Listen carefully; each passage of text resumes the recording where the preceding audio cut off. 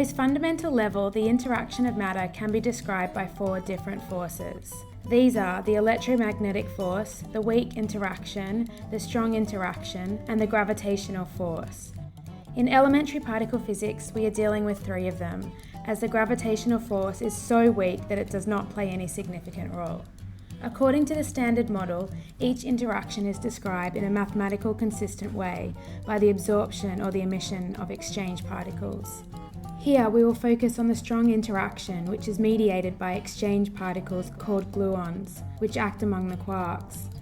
Gluons are responsible for the structure of the nuclei as they glue together the quarks, making up protons and neutrons, which in turn are bound together by other gluons to form the nucleus of an atom. About 99% of the mass of the atomic nuclei, which means of the atoms we are made of, comes from the energy stored in these gluons. Doing high-precision calculations to describe the strong force in the framework of the standard model is so hard that physicists often refer to it as the Brown mark. In order to study all fundamental forces, scientists throughout all the world realized the largest experiment ever created by mankind, the Large Hadron Collider. The LHC is like a huge bumper car attraction, where protons are accelerated up to 99.9999991% of the speed of light and smashed against each other.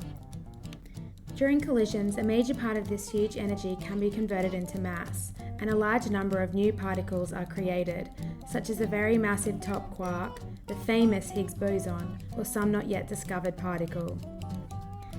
The investigation of the top quark is extremely interesting because it does not combine with any other quarks to form bound states through the strong force. Therefore, a top quark escapes the gluing action of a gluon and can be observed as a bare quark. There are several elementary processes that can lead to the production of a top quark, each of which has its own experimental signature. Our group aims to provide the theoretical description for collider reactions so that one can trace back what exactly happened in the hard interaction and what kind of heavy particle was produced. This information is then used to make predictions for other processes for which are unknown, to make measurements of properties of very heavy particles, or in order to search for something completely new.